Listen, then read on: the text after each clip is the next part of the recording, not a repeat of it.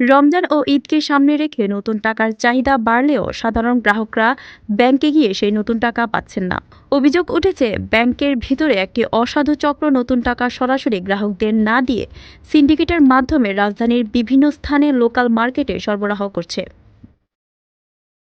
বিশেষ করে রাজধানীর গুলিস্তান সহ আশেপাশের এলাকায় খোলা বাজারে অহরহ নতুন টাকা বিক্রি হচ্ছে।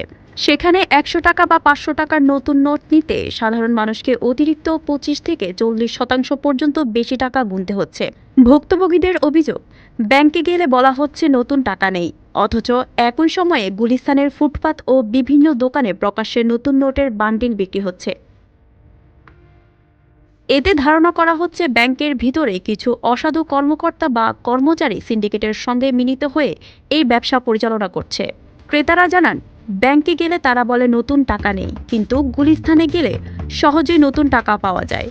তবে সেখানে ১০০ টাকার ১০০০ টাকার নতুন বান্ডেলে ১৪০০ টাকা পর্যন্ত দিতে হয়। সচেতন মহল বলছে, বিষয়টি প্রশাসনের নজরে থাকলেও কার্যকর কোনো পদক্ষেপ দেখা যাচ্ছে না। ফলে প্রতি বছর ঈদকে কেন্দ্র করে নতুন টাকার এই কালোবাজারি আরও বিস্তৃত হচ্ছে।